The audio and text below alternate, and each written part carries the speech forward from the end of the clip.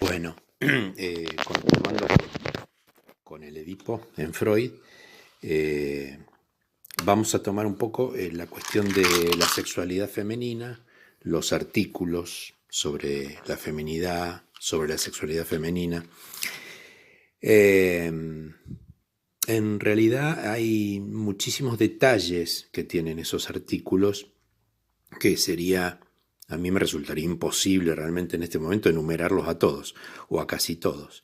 Pero me parece que para direccionar un poco la lectura hay que tener en cuenta algunas cuestiones que funcionan como articuladores de alguna manera de la cuestión del Edipo en la niña y de la sexualidad femenina. Una cuestión es la cuestión de la envidia del pene. La otra cuestión son las tres posibles salidas que Freud menciona para la niña respecto de la resolución de su sexualidad infantil y, digamos, lo que sería la predominancia de la relación con la madre y la transferencia de aspectos de la relación con la madre al padre. Me parece que esos son elementos como nodales respecto de lo que Freud plantea de la sexualidad femenina. Bueno, respecto de la envidia de pene, que no hablamos en el audio anterior, lo que Freud plantea es que, bueno, cuando la niña descubre, digamos, su castración, o su privación de pene, podríamos decir, dice Freud, sabe que no lo tiene y quiere tenerlo. En esto consistiría la envidia de pene, que es en realidad, bueno, ahora después vamos a ver cómo, pero es en realidad un motor, digamos, para la ecuación simbólica pene-niño, porque habitualmente lo que se remarca, digamos, es por ahí el sentido más negativo, más peyorativo de la envidia de pene. Pero en verdad, la envidia de pene, para Freud, incluso lo sostiene en sus últimos trabajos, por ejemplo, en el Compendio de Psicoanálisis, Freud dice que siempre subsiste en la mujer, aunque haya hecho la ecuación pene-niño, siempre subsiste algo de esa envidia del pene que precisamente queda como un motor del deseo femenino, o del deseo en la mujer o de la mujer. No sé si es correcto hablar de deseo femenino, pero bueno, eso es para discutirlo en otro momento. Pero digamos que queda como un motor del deseo en la mujer, justamente más allá de, digamos, haber o no tenido hijos, etc. Eso es un punto importante porque, digamos, porque precisamente lo que se remarca poco a veces de la cuestión de la envidia de pene es justamente esa frase que usa Freud. Sabe que no lo tiene y quiere tenerlo, es decir, ya parte de la castración. Es decir, que la envidia de pene en un punto reconoce la castración. ¿Por qué digo esto?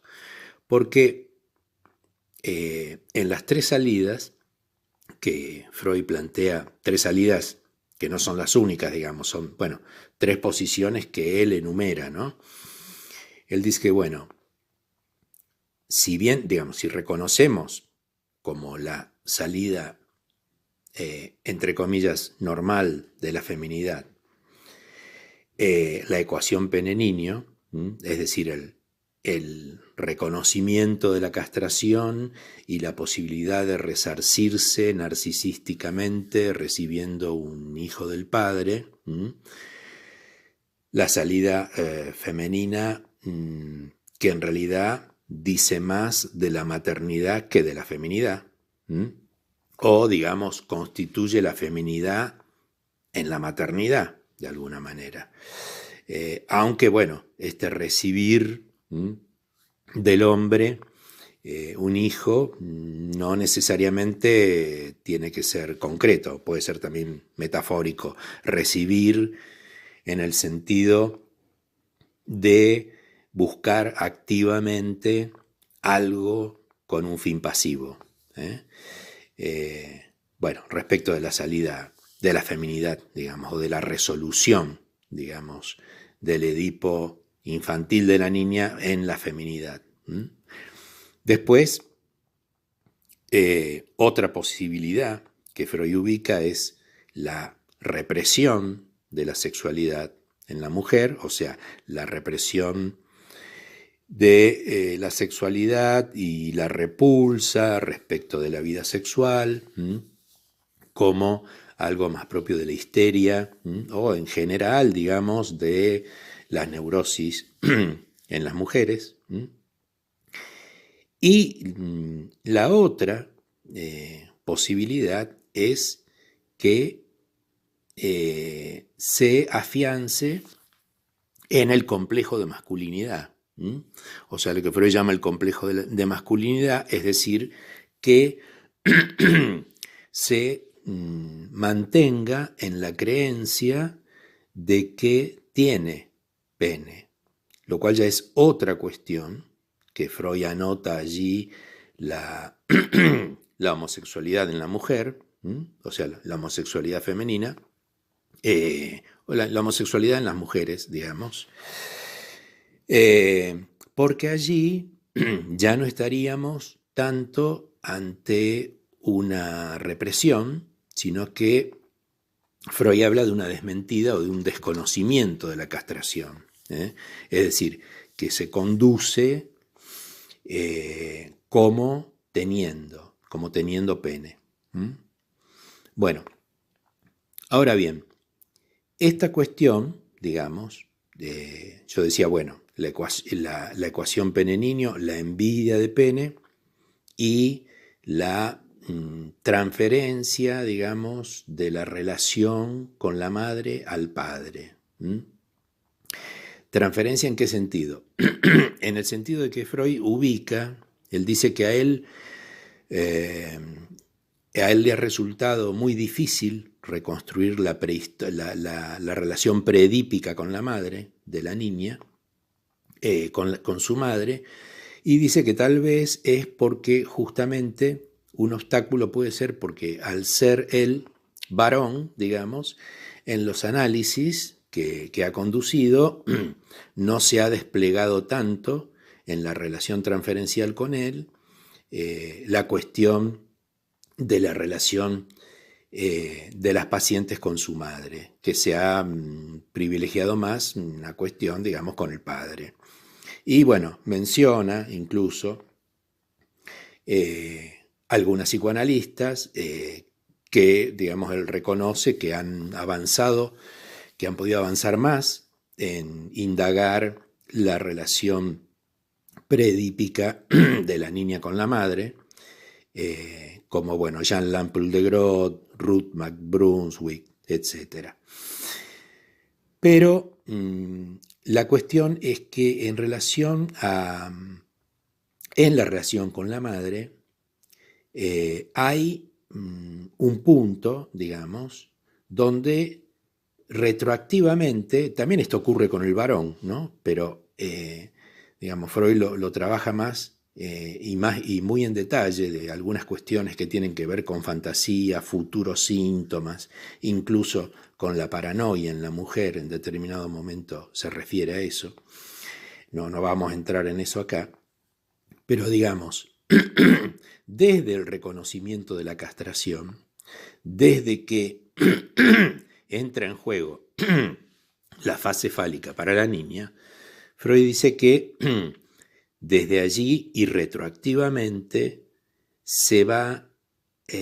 la niña va a reprocharle a la madre, digamos, algo que podríamos resumir en hacerle faltar, digamos, suministros, atenciones, cuidados, etc., de que no la alimentó lo suficiente, o bueno, distintos reproches, pero que todos marcan la presencia, digamos, de una falta, de cierto débito ahí, de algo que ha quedado en falta en la relación con la madre.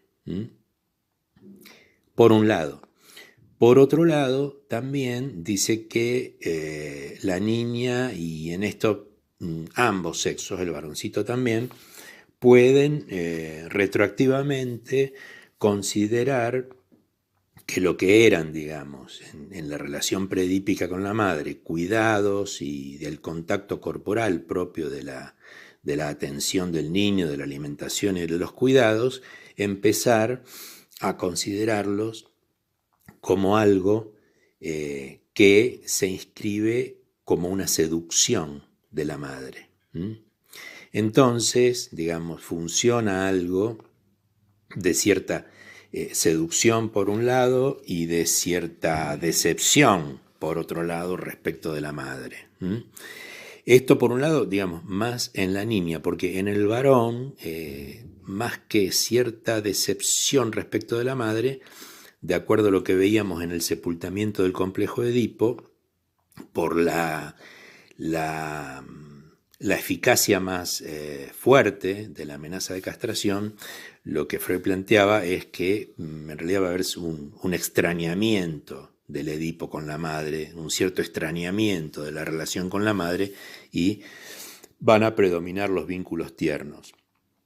Pero respecto de la niña, precisamente estos reproches de algo faltante en la relación con la madre y de algo que en algún momento también funcionaba como promesa, en el sentido de que, bueno, podríamos resumirlo de esta manera, o sea, primero me seduciste y después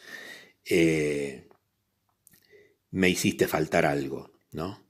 Esto, digamos, es lo que motoriza de alguna manera la transferencia al padre. Es decir, que la niña se dirija al padre y que, digamos, allí pueda comenzar a funcionar la ecuación pene-niño. Porque también, digamos, si hay un reconocimiento de la propia castración por parte de la niña, digamos, estos, entre comillas, destratos de la madre pueden anotarse precisamente a cuenta de su propia castración, o sea, y el reproche de que la madre la hizo incompleta, fallada, o que prefiere en caso de que haya su hermano varón, etc. Pero todo esto ya está inscripto a partir de que se percibe, digamos, cierta falta que desajusta, que viene a provocar un malestar en la relación entre la niña y la madre. De ahí la transferencia al padre, dice Freud. A tal punto, dice Freud, que en muchas mujeres, respecto de su elección matrimonial, de pareja, suelen elegir al hombre conforme a cierto modelo del padre y luego en la relación lo tratan como a la madre o presentan conflictos neuróticos que tienen que ver con la fase preedípica que han tenido con su madre. Bueno, entonces, ¿por qué tomaba esto? Para volver ahora un poco sobre la ecuación y esto que yo les decía de la incógnita que presenta la ecuación. Porque precisamente ahí ustedes pueden notar que la envidia de pene, que tiene que ver precisamente con reconocerse castrada, ¿no? Porque si no, no tendría nada que envidiar, y por eso es un motor en el deseo en la mujer. Y por eso también es esa falta, digamos, la que introduce todo el malestar en la relación preedípica con la madre y motoriza precisamente esa transferencia al padre. Es decir, que ahí esa X, ese punto de falta, es lo que permite la transferencia al padre y ir armando por esa vía la ecuación. En definitiva, es algo que tiene que ver con cómo se introduce esa falta en principio entre la madre y la hija.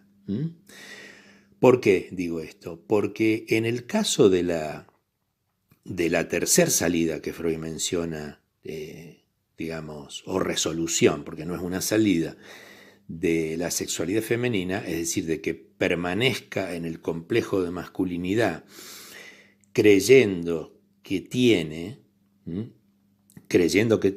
ahí no opera la envidia de pene, porque, digamos, no tendría nada que envidiar, porque la castración no está reconocida, no está inscripta o reconocida, digamos, por la niña. No funciona esto de que sabe que no lo tiene y quiere tenerlo. Ese quiere tenerlo, no, lo tiene. ¿Y para quién lo tiene? ¿O por qué lo tendría? Bueno, evidentemente hay algo ahí, más allá de la particularidad de cada caso. Hay algo allí en la relación predípica con la madre que precisamente impide, de alguna manera, o por algo, la niña persiste en la creencia de tener un pene. Esto es algo que efectivamente está vinculado a algo de esa relación predípica con la madre y que precisamente no habiendo, digamos, ese motor de la envidia de pene, no podría, digamos, de ninguna manera transferir algo al padre y producir la ecuación en función de esa incógnita que es siempre qué es lo que faltó en esa relación predípica que permite la transferencia al padre como un lugar donde la niña pueda resarcirse de aquella herida, podríamos decir narcisística. Bueno, respecto de cómo precisamente la cuestión fálica, ahora digamos, hablo más en general, digo, tanto para el varón como para la mujer, y cómo la piensa Freud ya avanzada su obra, sobre el final de su obra.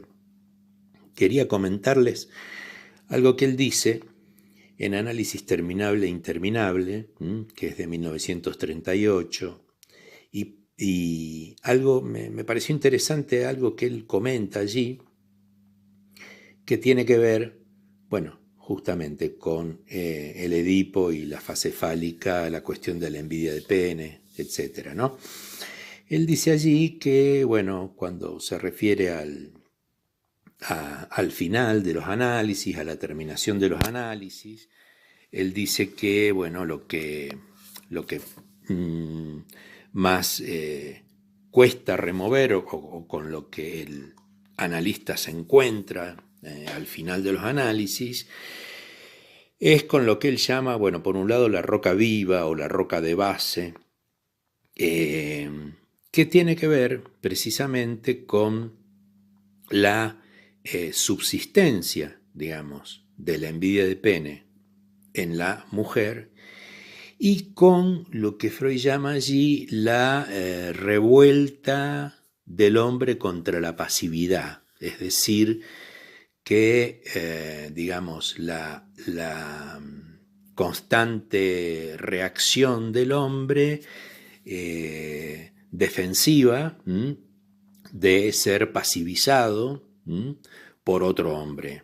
Es decir, él dice que allí dice que, bueno, que en realidad lo que está más firmemente reprimido o más fuertemente reprimido siempre es la posición que refiere a algo de el sexo contrario, digamos así, desde la lectura fálica, ¿no? Es decir, en el caso de la mujer, la cuestión de la envidia de pene, como algo que tiene, digamos, la mayor represión, y en el caso del varón, la cuestión de quedar en posición pasiva ante otro hombre, pasiva, como castrado, feminizado, etc. Y él dice que ahí usa esta expresión, que me parece interesante para cerrar esta parte de los audios sobre el Edipo, ¿no? Él dice que tanto la envidia de pene como la revuelta del hombre contra la pasividad son una expresión comprimida de la diferencia de los sexos. Es decir, ¿no? Vuelve a remarcar esto, de que en lo inconsciente la diferencia de los sexos no tiene otro modo de inscribirse que por la opción fálica.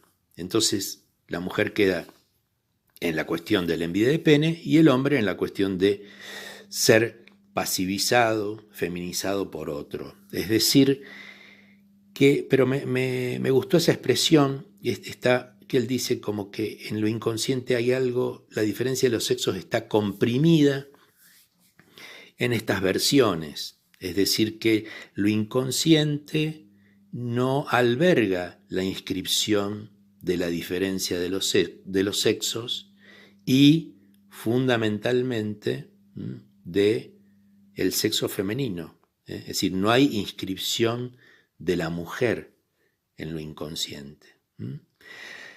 Dice que es la única expresión que hay de los sexos en lo inconsciente que constituye además, dice Freud, una desautorización de la feminidad. Una desautorización de la feminidad, es decir, precisamente remarcando esto de que la feminidad queda en lo inconsciente desconsiderada, que si hay la represión en una mujer es en tanto fálica, en tanto, digamos, las cuestiones de su relación al falo y por el Edipo. Bueno, obviamente también en el varón. Es decir, que de esa manera se articula la represión con el Edipo y la fase fálica y bueno, el único modo en que en lo inconsciente se inscribe algo de la sexualidad. De modo que no hay inscripción de la feminidad y de la mujer en lo inconsciente. Bueno, ahora, pero lo voy a hacer en el próximo audio, también le vamos a poner Edipo Freud, es el número 4. Voy a tratar en el próximo audio para cerrar ya el Edipo en Freud, algunas cuestiones del Edipo a partir de el yo y el ello, de lo que Freud plantea en el capítulo 3 del yo y el ello, bueno, porque permite pensar algunas otras cosas. Bueno, entonces seguimos en ese momento.